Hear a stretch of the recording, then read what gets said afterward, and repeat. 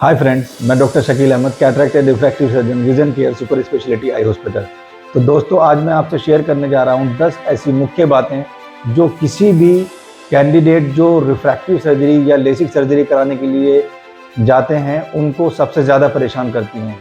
उनकी कई शंकाएं होती हैं, कई क्वेरीज होती हैं जो वो सही से डिसीजन नहीं ले पाते कि उनको लेसिक लेज़र कराना चाहिए या नहीं कराना चाहिए। अगर कराना चाहिए तो कौन सी टेक्निक उनके लिए बेहतर है, और जो टेक्निक उनके लिए बेहतर है वो डॉक्टर्स उनको रिकमेंड करते हैं या नहीं।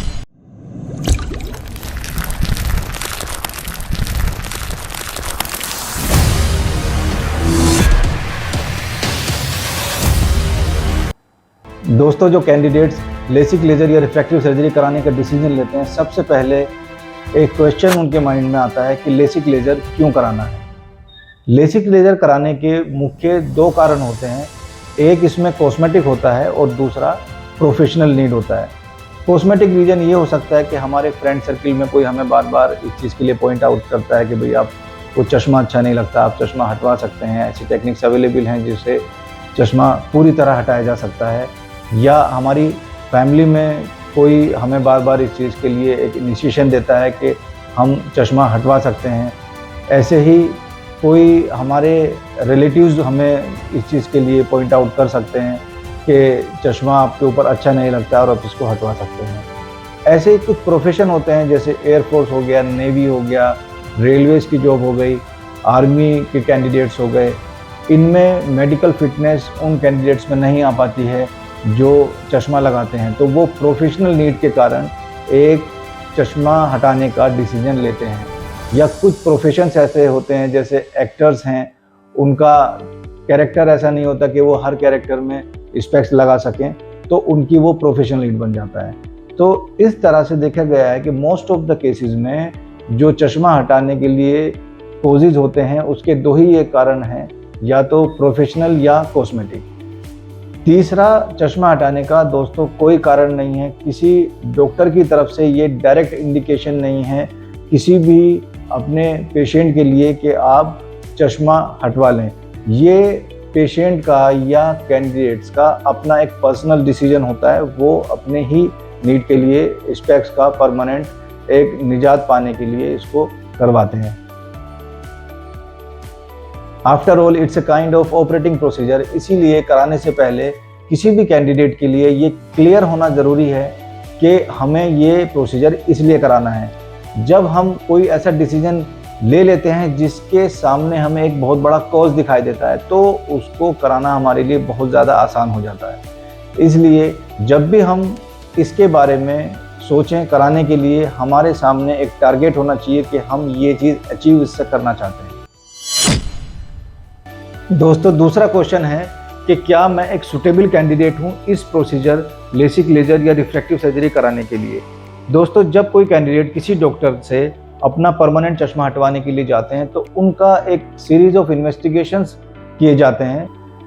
आपका बिल्कुल चश्मे का नंबर एक्यूरेट निकाला जाता है, उसके बाद पुतली की मोटाई देखी जाती है, उसके बाद उसकी सरफेस को पूरा एनालाइज किया जाता है। इस तरह की बीमारी जैसे कोई आँख में सूखापन, किसी तरह की पुतली में कोई धुंधलापन, या पुतली में कोई सफ़ेदी, या पर्दे में किसी तरह की कोई खराबी तो नहीं है, ये सारे इन्वेस्टिगेशन लेसिक लेज़र या रिफ्रैक्टिव सर्जरी से पहले ही कर लिए जाते हैं, जिससे कि भविष्य में किसी कैंडिडेट को कभी कोई परेशानी ना आए।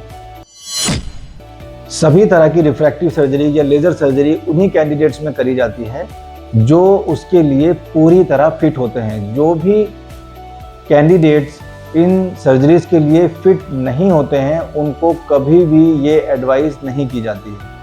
उनके लिए कुछ ऑल्टरनेटिव सर्जरीज हो सकती हैं, तो ये डॉक्टर्स डिसाइड करते हैं कि किस कैंडिडेट के लिए कौन सी सर्जरी बेस्ट सुटेबल है और इन सर्जरीज के लिए सबसे ज़्यादा सुटेबल कौन से कैंडिडेट्स हैं। दोस्तों, तीसरा क्वेश्चन कैंडिडेट्स के माइंड में आता है कि कौन सा प्रोसीजर उनके लिए बेस्ट सुटेबल है। इसके लिए वो बहुत ज़्यादा मेहनत करते हैं, वो अलग अलग तरह से गूगल्स करते हैं, अलग अलग प्रोसीजर का नाम डाल के उसको सर्च करते हैं, उसके बारे में बहुत ज़्यादा पढ़ते हैं, अपने फ्रेंड्स से डिस्कस करते हैं, उन कैंडिडेट से मिलते हैं जो रिफ्रैक्टिव सर्जरी या लेसिक लेज़र करा चुके हैं, इस तरह से एक बंच ऑफ कंफ्यूजन लेकर के वो घूमते रहते हैं, अलग अलग ओपिनियन लेते रहते हैं। लेकिन दोस्तों ध्यान रखिएगा, आपके लिए कौन सा प्रोसीजर बेस्ट सूटेबल है ये सिर्फ और सिर्फ आपके ऑपरेटिंग सर्जन ही पहचान पाते हैं। सीरीज ऑफ इन्वेस्टिगेशन के द्वारा वो ये जान लेते हैं कि आपके लिए बेस्ट सूटेबल प्रोसीजर क्या है। इसके लिए आपको बिल्कुल कोई एक्सरसाइज नहीं करनी है, आपको एक डॉक्टर पर ट्रस्ट करना है, एक सेंटर या हॉस्पिटल पर ट्रस्ट करना है जहां आप इस प्रोसीजर को कराना चाहते हैं।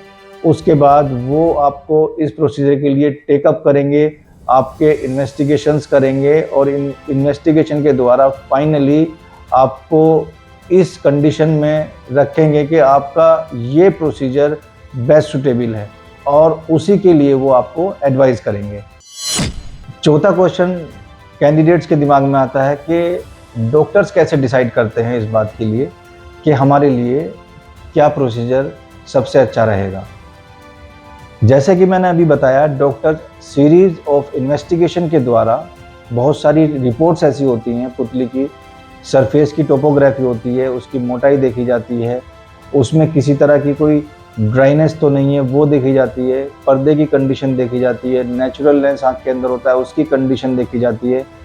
तो पुतली से लेके पर्दे तक 5-6 तरह के ऐसे मुख्य जांचें हैं, इन्वेस्टिगेशंस हैं जिसके द्वारा डॉक्टर ये डिसाइड करते हैं कि आपके लिए बेस्ट सूटेबल प्रोसीजर ये रहेगा और वो उसी के लिए आपको एडवाइस करते हैं। 5वां क्वेश्चन उनके माइंड में आता है कि क्या डॉक्टर डिसाइड करने के बाद हमें एक्सप्लेन करेंगे कि हमारे लिए बेस्ट सूटेबल प्रोसीजर कौन सा है। यस, हर डॉक्टर इस चीज़ को बिल्कुल डिटेल डिस्कशन के साथ में पेशेंट से डिस्कस करते हैं और हर पेशेंट्स की, हर कैंडिडेट की रिक्वायरमेंट चश्मा हटाने की डिफरेंट हो सकती है। कुछ कैंडिडेट्स ऐसे हैं जिनको दूर का बिल्कुल शार्प विजन चाहिए, कुछ कैंडिडेट्स ऐसे हैं जिनको थोड़ा इंटरमीडिएट का बिल्कुल शार्प विजन चाहिए, कुछ कैंडिडेट्स ऐसे होते हैं जिनको बिल्कुल नियर का शार्प विजन चाहिए। तो डॉक्टर उनके साथ पूरा डिस्कशन करते हैं, उनका वर्क प्रोफाइल देखते हैं, उनका जॉब प्रोफाइल देखते हैं, उसके बाद ही ये डिसीजन लिया जाता है कि आपके लिए बेस्ट सूटेबल प्रोसीजर कौन सा रहेगा। किसी भी प्रोसीजर के जो पिट्स एंड फॉल्ट्स हैं वो डिटेल फॉर्म में कैंडिडेट से डिस्कस किए जाते हैं, कभी भी ये हिडन नहीं रखा जाता है इनको, और कैंडिडेट्स इसको बहुत अच्छे से समझ भी लेते हैं। आज का टाइम दोस्तों गूगल का टाइम है, हर कैंडिडेट गूगल करते हैं। गूगल करने के बाद उन्हें कुछ मशीनों के नाम मिलते हैं, कुछ टेक्निक्स के नाम मिलते हैं, कुछ टेक्नोलॉजीज़ के नाम मिलते हैं और एक बहुत बड़ा कन्फ्यूज़न उनके दिमाग में ये घूमता रहता है कि हम किस टेक्निक से सर्जरी कराएं, किस मशीन से सर्जरी कराएं और किस डॉक्टर से सर्जरी कराएं, किस हॉस्पिटल में सर्जरी कराएं। वो डिसीजन ये नहीं ले पाते हैं। दोस्तों आपको ये मैं बता देता हूँ, जब 90s में लेजर्स का इंट्रोडक्शन हुआ मार्केट में तो देवर फर्स्ट जनरेशन लेजर, नए नए लेजर्स आए थे फ्लैप बनाने के लिए। जो हम माइक्रोकेरेटोम यूज़ करते हैं वो माइक्रोकेरेटोम उतने एडवांस नहीं थे, लेकिन तब भी लेसिक सर्जरी सक्सेसफुल होती थी। और किसी भी कंपनी का कोई भी टेक्निक इंट्रोड्यूस होती है मार्केट में या कोई भी मशीन लॉन्च होती है किसी भी कंपनी की, उससे पहले almost 5 to 10 years research work चलता रहता है, एक्सपेरिमेंट चलते रहते हैं। जब वो एक टेक्नोलॉजी ट्रस्टेड बन जाती है उसके बाद वो मार्केट में आती है, फिर उन टेक्निक्स में एडवांसमेंट होता रहता है कि सेकंड जनरेशन मशीन्स आ गई, थर्ड जनरेशन मशीन आ गई। So these techniques are related to particular era. 90s में, ये 2000 में, ये 2010 में कौन कौन सी मशीनें अवेलेबल हैं। बहुत ही लिमिटेड कंपनीज़ हैं जो लेज़र मशीन्स का प्रोडक्शन करती हैं और they all are equally good, more और लेस सबसे इक्वल रिजल्ट्स मिलते हैं। अगर हम पोस्ट ऑपरेटिव कंडीशन में देखें, सबके अपने लिमिटेशंस हैं, सबके अपने एडवांटेजेस हैं। जब कैंडिडेट्स अलग अलग ओपिनियन लेते हैं तो वो कंफ्यूज हो जाते हैं, क्योंकि उन्हें इस तरह की बातें सुनने को मिलती हैं कि एक जगह वो ओपिनियन लेने के लिए गए तो उन्होंने कहा ये मशीन हमारे पास ही है, ये टेक्निक हमारे पास ही है, ये टेक्नोलॉजी और कहीं मिलेगी नहीं। उसके बाद वो सेकंड ओपिनियन लेने जाता है, कुछ इस तरह की बातें वहाँ मिलती हैं और वहाँ कोई दूसरी मशीन का नाम मिल जाता है। तीसरी जगह ओपिनियन लेने जाते हैं तो वहाँ कोई तीसरी टेक्नोलॉजी के बारे में उनको बता देता है। तो इस तरह वो कैंडिडेट जगह जगह ओपिनियन लेते रहते हैं और उनको इस तरह के ही आंसर मिलते रहते हैं, तो वो ये डिसाइड ही नहीं कर पाते कि यार कौन सी टेक्नोलॉजी हमारे लिए बेस्ट है, कौन सी मशीन हमारे लिए बेस्ट है। तो मैं आपको इसका बहुत ही एक सिंपल मेथड बता देता हूँ। ये एरा डिपेंडेंट टेक्निक्स हैं। किसी भी पर्टिकुलर टाइम फ्रेम में जो टेक्निक्स अवेलेबल हैं उनको कई कॉम्पिटिटिव कंपनीज एक साथ लॉन्च करती हैं। मोर और लेस रिजल्ट्स उनका सेम रहता है, बस आपको डिसाइड करना है कि आपको किस डॉक्टर से सर्जरी करानी है, किस हॉस्पिटल में सर्जरी करानी है। इसके बाद आपकी पूरी रिस्पॉन्सिबिलिटी कि आपको बेस्ट पॉसिबल रिजल्ट कैसे दे सकते हैं वो आपके ऑपरेटिंग सर्जन पर है। तो आपको केवल अपने आई डॉक्टर पर ट्रस्ट करना है। वो आपके लिए जो टेक्निक, जो टेक्नोलॉजी, जो मशीन चूज़ करें, आपको उन पे ट्रस्ट करना है और वो सर्जरी करानी है। और अब जो मैं दोस्तों बात बताने जा रहा हूँ उस पर ध्यान दीजिएगा।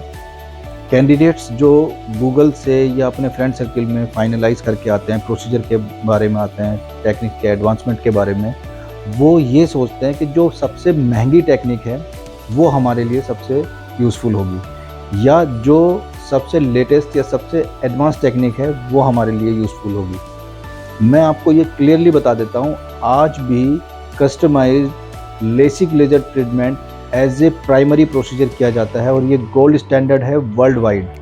जितने भी प्रोसीजर्स में एडवांसमेंट हुआ है वो इसके लिए हुआ है कि जो कैंडिडेट्स जिनमें हम लेसिक लेजर नहीं कर पाते थे, तो पहले उनमें हमें डिनाई करना पड़ता था, मना करना पड़ता था कि वो लेसिक लेजर के लिए फिट नहीं है। कोई भी प्रोसीजर ऐसा अवेलेबल उस टाइम नहीं था कि हम एज ए ऑल्टरनेटिव प्रोसीजर उसको कर सकें और उसका चश्मा हटा सकें। लेकिन आज के युग में कोई भी चश्मे का नंबर हो, किसी भी तरह की वीकनेस हो, तो ऑल्टरनेटिव प्रोसीजर्स अवेलेबल हैं। वो कॉस्टली हो सकते हैं, वो एडवांस प्रोसीजर हो सकते हैं, लेकिन वो एज ए ऑल्टरनेटिव प्रोसीजर दिए जाते हैं पेशेंट का चश्मा हटाने के लिए, ना कि वो प्राइमरी प्रोसीजर की तरह यूज़ किए जाते हैं। मैं इसका एग्जांपल आपको देता हूँ। पहले ICL अवेलेबल नहीं थे, आज के टाइम में ICL फ्रीली अवेलेबल हैं। कितना भी हाई नंबर हो हम उसका चश्मा हटा सकते हैं ICL के द्वारा, फेकिक लेंसेज के द्वारा, या किसी की पुतली में कितनी भी कमज़ोरी हो, किसी की पुतली कितनी भी कमज़ोर हो, उनमें ICL के द्वारा चश्मा हटाया जा सकता है। लेकिन ये एज ए प्राइमरी प्रोसीजर नहीं किए जाते हैं और ये कॉस्ट वाइज भी काफ़ी ज़्यादा महंगे होते हैं in comparison to LASIK laser. ऐसा ही मोस्ट एडवांस टेक्निक के बारे में है। जितनी एडवांस टेक्निक्स आ रही हैं, ये इवोल्यूशन है या एडवांसमेंट है ऐसे लोगों के लिए जिनमें हम रेगुलर लेसिक लेजर नहीं कर सकते थे, या उसमें कुछ एडिशनल फीचर हैं लेकिन उनके अपने कुछ लिमिटेशंस हो सकते हैं। तो ये आपके आई डॉक्टर ही डिसाइड करेंगे, आपके रिफ्रैक्टिव सर्जन ही डिसाइड करेंगे कि आपके लिए बेस्ट पॉसिबल प्रोसीजर क्या है। इसके बाद दोस्तों क्वेश्चन आता है कि जिस दिन आप लेज़र कराने जा रहे हैं आपके साथ क्या होगा। लेज़र से पहले आपको कुछ जनरल इंस्ट्रक्शन दिए जाते हैं कि आपको एक नॉर्मल बात लेना है, कोई शैम्पू, कंडीशनर या डिओड्रेंट, परफ्यूम नहीं यूज़ करना है on the day of refractive surgery, क्योंकि ये लेज़र मशीन के द्वारा किए जाते हैं most of the laser procedure, और ये लेज़र परफ्यूम्स के लिए बहुत ज़्यादा सेंसिटिव होते हैं, इसलिए सभी पेशेंट से इसके लिए मना किया जाता है। कुछ आपको ड्रॉप दी जाती हैं, एंटीबायोटिक ड्रॉप्स, जो आपको इन्फेक्शन से बचाती हैं, उसके लिए इंस्ट्रक्शन दिए जाते हैं। बहुत ही सिंपल सा प्रोसीजर है। आपको कंफर्टेबली बैठाया जाता है, आपको ड्रेसअप किया जाता है, जनरल इंस्ट्रक्शन लेज़र के बारे में दिए जाते हैं कि आपको कैसे मूव करना है, कैसे बैठना है, कैसा उसके अंदर लेटना है, कैसे इंस्ट्रक्शंस आपको फॉलो करने हैं। तो ये बेसिक इंस्ट्रक्शन हमारा स्टाफ आपको प्रॉपरली देता रहता है। इसमें किसी भी तरह की कोई कैंडिडेट को कोई परेशानी नहीं होती और मोस्ट ऑफ द कैंडिडेट्स इसको बहुत अच्छे से कोऑपरेट कर लेते हैं। तो इसमें किसी तरह की डरने की आवश्यकता नहीं है। दोस्तों, अगला क्वेश्चन आता है कि क्या इसमें दर्द होता है। कैंडिडेट्स के अंदर ये भी एक बड़ा फियर रहता है कि is it painful? No, it is absolutely painless procedure. Anaesthesia या एनेस्थेटाइज करने के लिए आँख की सरफेस को ड्रॉप्स आती हैं, वो 2 या 3 ड्रॉप्स डालने के बाद पूरी आँख की सरफेस एनेस्थेटाइज हो जाती है, सुन्न हो जाती है, जिसके कारण पूरे प्रोसीजर में पेशेंट को किसी भी तरह का कोई पेन नहीं होता है। इस प्रोसीजर में कभी कोई इंजेक्शन नहीं लगाया जाता है, कोई स्टिच किसी तरह का या कोई बैंडेज भी इस्तेमाल नहीं की जाती है। तो ये टोटली पेनलेस प्रोसीजर है और most of the patients, most of the candidates इसको कंफर्टेबली बिना किसी परेशानी के आराम से करा लेते हैं। दोस्तों, अगला क्वेश्चन आता है लेज़र करने के बाद या रिफ्रैक्टिव सर्जरी करने के बाद हमें क्या फॉलो करना है। जो भी सर्जरी आपकी हुई है उसके अकॉर्डिंगली आपको सेफ्टी कैसे रखनी है, वो इंस्ट्रक्शन स्टाफ के द्वारा प्रॉपर तरीके से आपको बता दिए जाते हैं। बहुत ही सिंपल से इंस्ट्रक्शन होते हैं, आप बहुत अच्छे से उनको फॉलो कर सकते हैं। जैसे इन्फेक्शन को प्रिवेंट करने के लिए आपको हाइजीन मेंटेन रखनी है, बार बार उस एरिया को टच नहीं करना है, रबिंग नहीं करनी है, क्योंकि रबिंग करने से फ्लैप डिस्प्लेसमेंट के चांसेस रहते हैं। तो इसलिए रबिंग को अवॉइड करने हैं। आउटडोर में अगर आप जा रहे हैं कहीं तो एक सेफ्टी गॉगल आप लगा सकते हैं, जिससे कि डस्ट वगैरह से बचा जा सकता है। तो ये जनरल इंस्ट्रक्शन है। अदरवाइज इसके बाद जो आपकी रूटीन एक्टिविटी है, जैसे सुबह उठ के ब्रश करना, फेस वॉश करना, केयरफुली इस हिस्से को बचा करके इनिशियली हम बोलते हैं कि आप 5 to 6 डेज इस वाले हिस्से को पानी से बचाएं, जिससे कि चांसेस रहते हैं इन्फेक्शन को प्रिवेंट करने के। और बाकी रूटीन एक्टिविटी सारी आप कर सकते हैं। सभी तरह की रूटीन एक्टिविटीज़ आप नेक्स्ट टू नेक्स्ट डे से स्टार्ट कर सकते हैं, जैसे कुछ मोबाइल देखना, लैपटॉप वर्क करना, अपने कंफर्ट जोन में आप उनको स्टार्ट कर सकते हैं। चलना फिरना सब नॉर्मल आपका रहता है और जो ऑफिशियल एक्टिविटीज़ हैं वो भी आप स्टार्ट कर सकते हैं। इसमें किसी तरह की कोई रेस्ट की आवश्यकता नहीं होती है। दोस्तों, अगला क्वेश्चन आता है जो कैंडिडेट्स अक्सर पूछते हैं कि लेज़र कराने के बाद 6 महीने बाद, 1 साल बाद, 5 साल बाद क्या सिचुएशन रहेगी। कुछ लोग ये डाउट करते हैं क्या नंबर दोबारा से तो नहीं आ जाएगा। दोस्तों, इसका एक सिंपल सा जवाब है, कोई भी रिफ्रैक्टिव सर्जरी या लेसिक लेज़र सर्जरी उसी स्टेज पे की जाती है जब ये चश्मे का नंबर बढ़ना रुक जाता है। तो 6 मंथ का स्टेबल रिफ्रैक्शन चाहिए होता है लेसिक लेज़र करने से पहले, या एज क्राइटेरिया है जिसमें गर्ल्स में 18 ईयर्स, बॉयज़ में 19 ईयर्स के बाद ही लेसिक लेज़र किया जाता है, क्योंकि इस एज के बाद चश्मे का नंबर नहीं बढ़ता है। फिर भी to be on safer side हम 6 मंथ्स का एक ग्रेस पीरियड लेते हैं कि 18 ईयर्स में या 19 ईयर्स में हमने जो चश्मे का नंबर दिया है अगले 6 महीने में उसमें कोई बदलाव तो नहीं है। अगर बदलाव होता है तो उसमें 6 मंथ्स के लिए फिर से रुक जाते हैं। अगर वो स्टेबल रहता है तो then we can go for LASIK surgery. अगर लॉन्ग टर्म रिजल्ट की बात करें तो जनरली एक बार चश्मा हटने के बाद ये परमानेंट ही हट जाता है। एक पर्टिकुलर एज आने के बाद, जैसे 40 ईयर्स में आपने देखा होगा जो नॉर्मल लोग रीडिंग ग्लास लगाते हैं, वो रीडिंग ग्लास लगाने की आवश्यकता पड़ सकती है। 0.25 या 0.5 कभी कोई नंबर आ जाता है तो उसमें चश्मे पे कोई ऐसी डिपेंडेंसी नहीं रहती है। दोस्तों, ये क्लियर समझिएगा कि नंबर आना और चश्मे पे डिपेंडेंसी ये दोनों डिफरेंट चीज़ें हैं। अगर हमारे 0.25 नंबर है, 0.5 नंबर है, ये इतने मिनिमल नंबर्स होते हैं कि इसमें हमारी चश्मे पे किसी तरह की दूर में या पास में कोई डिपेंडेंसी नहीं है। तो जितनी भी रिफ्रैक्टिव सर्जरी हैं या लेसिक लेज़र सर्जरी हैं, जो लेज़र विजन करेक्शन है, इनका जो मुख्य एम है वो ये है कि चश्मे की डिपेंडेंसी हमें मैक्सिमम कम करनी है, ना कि ये कि इसमें नंबर ख़त्म करना है। नंबर लेसिक लेज़र के बाद माइनर नंबर 0.25 या 0.5 रह सकता है, लेकिन वो एक्सेप्शनल केसेस में होता है। और जिन एक्सेप्शनल केसेस में होता है तो उसमें ये बिल्कुल ज़रूरी नहीं होता कि उनको चश्मा लगाना पड़े। उनकी किसी तरह की चश्मे पर डिपेंडेंसी नहीं रहती है, क्योंकि वो बहुत ही मिनिमल नंबर होते हैं। दोस्तों अगला क्वेश्चन जो आता है मोस्ट ऑफ द कैंडिडेट्स की तरफ से, वो ये होता है कि लेसिक लेजर या रिफ्रैक्टिव सर्जरी कराने के बाद हमारी आंखें खराब तो नहीं हो जाएंगी। तो ये बात उनको परेशान करती रहती है। कोई भी रिफ्रैक्टिव सर्जरी होती है, किसी भी सर्जरी में ऐसा कुछ वर्स्ट नहीं होता कि उनकी आंखें चली जाए। इसमें जो भी मिनिमल कॉम्प्लिकेशन, जैसे 100 में से कोई एक कॉम्प्लिकेशन, 1000 में से कोई एक कॉम्प्लिकेशन, या 1 लाख में से कोई एक कॉम्प्लिकेशन, बहुत ही मिनिमल कॉम्प्लिकेशन रेट है लेसिक सर्जरी या रिफ्रैक्टिव सर्जरीज के।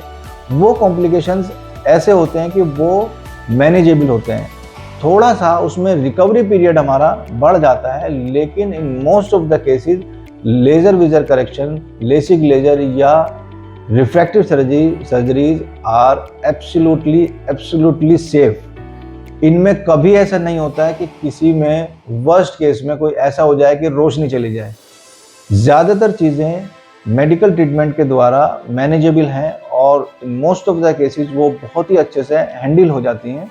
तो किसी भी तरह की ऐसी घबराने की बात नहीं है कि लेज़र कराने के बाद रोशनी चली जाएगी। कुछ केसेस में अंडर करेक्शन या ओवर करेक्शन आने की संभावना रहती है कि नंबर जो हमने प्रिज्यूम किया उससे पूरा करेक्ट नहीं हुआ या ज़्यादा करेक्ट हो गया। ये ऐसे कॉम्प्लिकेशंस हैं जो लेज़र के बाद भी बहुत अच्छे से हैंडल किए जा सकते हैं। इसमें ये देखा जाता है कि वो जो चेंज है वो सिग्निफिकेंट है या नहीं। 0.5 या more than that is slightly significant. अगर उससे कम है तो उसको कोई टच करने की ज़रूरत नहीं पड़ती है। तो retreatment is always possible in laser vision correction. तो वो सेकंड स्टेज में किया जा सकता है सेफली, और उसके भी किसी तरह के कोई साइड इफ़ेक्ट्स नहीं है। तो दोस्तों ये थे 10 मुख्य क्वेश्चन जो ज़्यादातर कैंडिडेट को लेजर विजन करेक्शन कराने से पहले परेशान करते रहते हैं। आपको एक डॉक्टर सेलेक्ट करना है जिस पर आप ट्रस्ट करते हो, आपको एक हॉस्पिटल सेलेक्ट करना है जिस पर आप पूरी तरह ट्रस्ट करते हो, आपको एक टेक्नोलॉजी डॉक्टर के द्वारा बताई हुई अडॉप्ट करनी है जिस पर आप पूरी तरह ट्रस्ट करते हो, और आप इसको बिल्कुल सेफली करा सकते हैं। आप हमेशा खुश रहेंगे। Enjoy your spectacled free life and be happy, be cool. Thank you very much for watching this video. Thank you.